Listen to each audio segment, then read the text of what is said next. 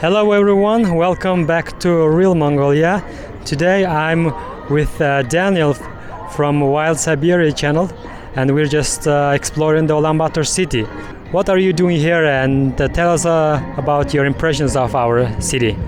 Well, basically, I'm here because I moved to Russia, and where I live is Irkutsk Oblast. It's next to Lake Baikal. I experimented last year visiting Mongolia here in Ulaanbaatar, and I fell in love with it. With the weather, the people, the culture. I love history, and there's a lot of history here. So I come frequently to Ulaanbaatar. It's a train ride away, maybe 20 hours. And but this time I came because I met a new friend.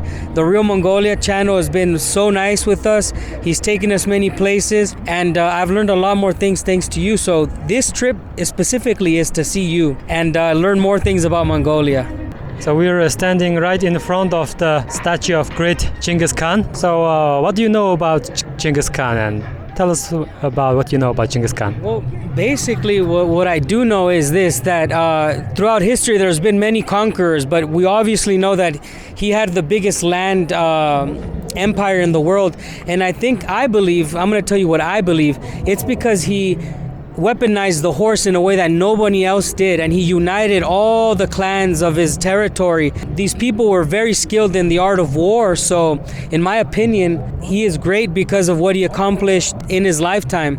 So I really don't know much of his early life. I just know militarily he was superior to the other armies of his time, and he adapted very well in combat, learned engineering from other peoples. This was a culture that was strictly hell-bent on conquering the world because apparently it was his divine right, I guess.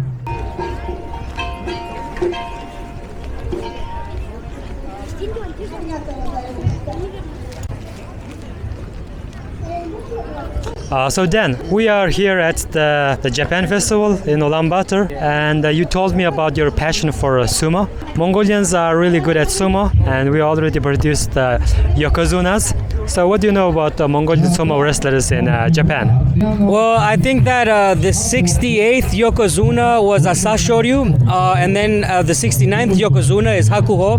This is the greatest sumo wrestler of all time to many people. Now you have Terano Fuji, which is another, but there's another one who I'm missing right now. But yeah, basically I know that the sumos from Mongolia are a lot taller, a lot bigger than the ordinary Japanese. This is why they're more dominant, and their style is more technical. Because of the Mongolian wrestling, they have a lot of different style of movements. So when they go to Japan, I think they have a better, more beautiful style. Sumo is about being beautiful, and the Mongolian sumo wrestlers give a better, more finish types, more ways of victory.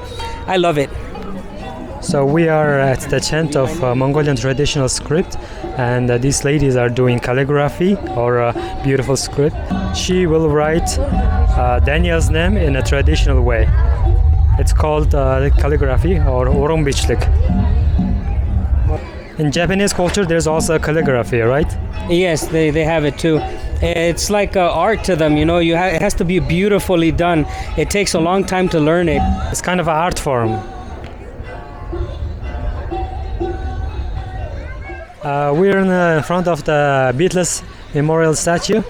What do you think about this? Well, I think it's very random, honestly. When I first came to Ulaanbaatar and I saw this, I was like, why would they have a Beatles statue? But apparently they were pretty big. Like I learned that you told me that they were pretty big during the communist era, I guess. It's a form of rebellion. Music's always been a form of rebellion.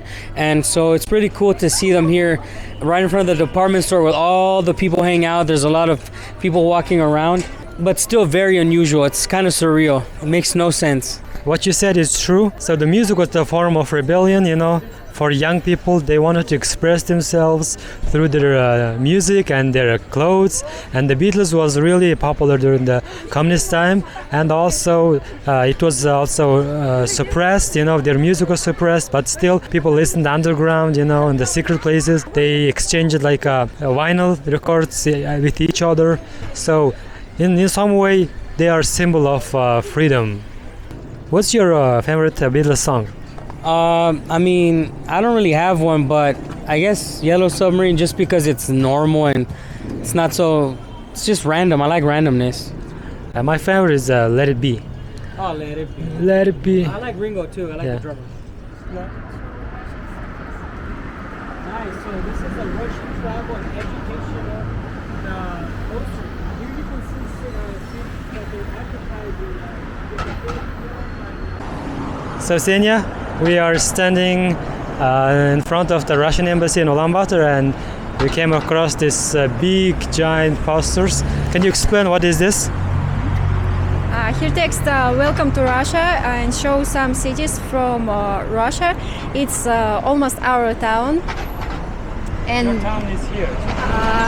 it's close for this town 2 hours. Okay, good. And that's it, yeah. And there it's text, it's new travel and education, and it's a different city from Russia too. And very beautiful city, St. Petersburg. Okay. If you have chance, go. Okay. So I've been to several Russian cities. So I've been to Krasnoyarsk in 2017 for the Winter Universiade. I've been to Ulan-Ude many times, and also I've been to Moscow at Arbat Square, and I've been to Chita for a sports competition, and also I've been to Yekaterinburg. Yeah. So there are several cities that I've been to. Yeah.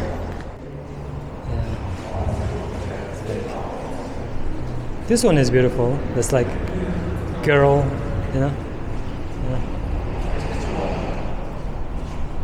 So yeah, this is underground pass in Ulaanbaatar, and there is some. We came across some graffitis here. Basically younger generation saying divisive. So I was walking with my Russian friends, and we came across this street graffiti. It says "Ruske Korabel" and some bad words. Yeah, we were just discussing about it. Yeah, could you repeat that one more time? Like, how do you feel about this graffiti? Yeah, it's text Russian sheep go on pee-pee, man pee-pee. It's not so good because all generation know what we want family.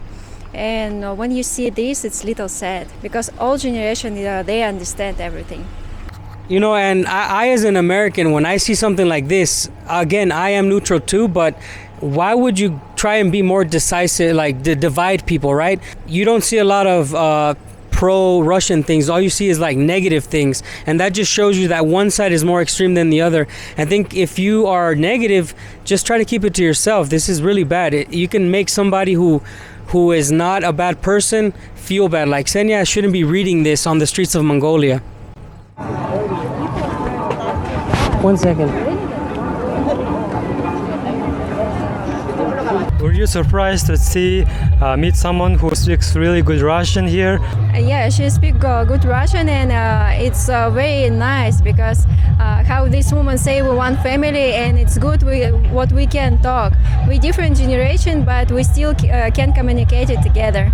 And I love this. Like, they will let you go up there on your wedding. In a lot of countries like Mexico, you have to pay and do all these things. I'm sure they have to pay, but a lot of times they won't let us go into our own monuments. I've seen already 2 people go up there.